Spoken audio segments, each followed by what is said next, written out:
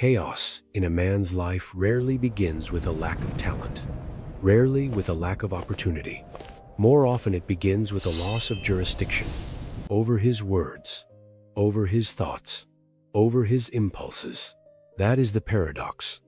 We say we want freedom, but without self-governance, freedom becomes another word for being ruled by whatever rises inside us first.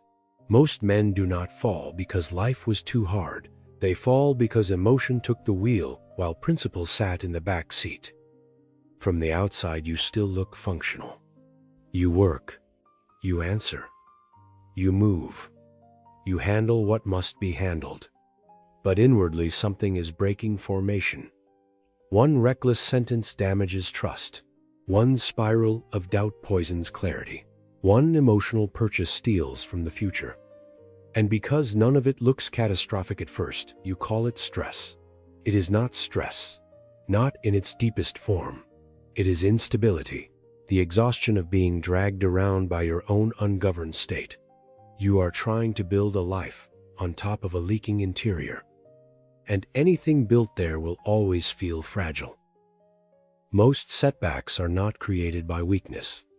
They are created by reflex. By the absence of internal regulation, a temporary mood becomes final authority. A craving for comfort becomes a financial pattern. A passing thought becomes an identity. That is how control is lost. Not dramatically, incrementally. Because each moment feels small, the total cost remains invisible until the damage has already compounded. The mouth speaks too fast. The mind believes every thought. The mood demands obedience. This is how men lose their edge. Not through one great collapse, but through 1,000 small leaks they kept excusing because each one felt minor on its own. The Stoics did not begin with ambition. They began with rule over the self. Epictetus understood that freedom begins the moment impulse is no longer treated as command. Your response is your jurisdiction, not the crowd, not the insult, not the pressure, not the noise. Only your response. That is your ground. Real discipline is quiet. It does not announce itself. It appears in the pause before the sentence, in the thought you refuse to follow, in the emotion you feel without allowing it to decide. The Stoic is not numb. He is governed. And that difference is everything. Most people confuse freedom with emotional permission. They think freedom means doing what they feel, saying what they want, spending how they please, reacting honestly in the moment. That is not freedom. That is exposure. Real freedom is the ability to do what is right even when impulse argues otherwise. To pause instead of spill. To hold form when pressure rises. To act by standard instead of mood. Mastery is not suppression. It is not fake calm. It is structure. A system inside the self strong enough to keep direction stable when emotion becomes loud. Without that structure, words create damage. Thoughts create noise. Mood creates inconsistency. Money becomes a leak. Govern the interior, and the world stops feeling like a constant emergency. Think of a stone vessel crossing a desert. From a distance, it looks strong, solid, reliable. But near the base, there is a hairline crack, small enough to ignore, serious enough to drain everything, drop by drop, hour by hour. By the time the carrier notices, the water is gone.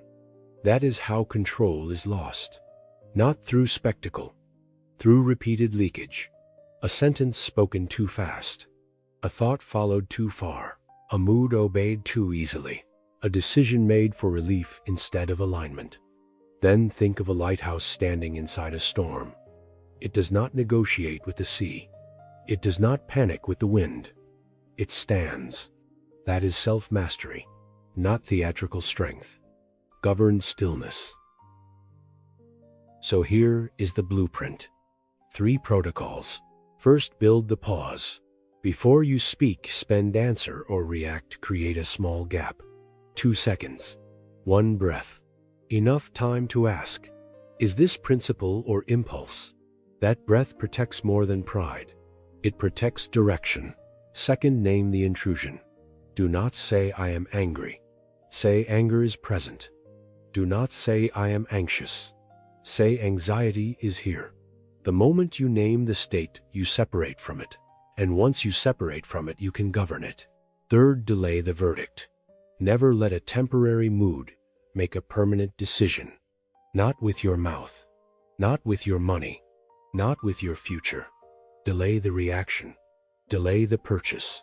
Delay the final word until the wave has passed.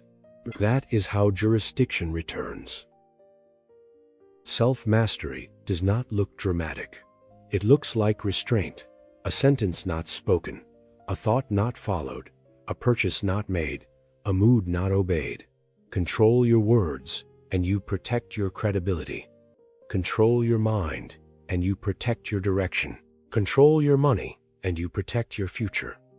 Freedom does not begin when you finally feel ready. It begins when you refuse to be ruled by what is loudest inside you. So when pressure returns, do not answer it with theater. Answer it with governance. Calmly, precisely, without display. And let that be enough.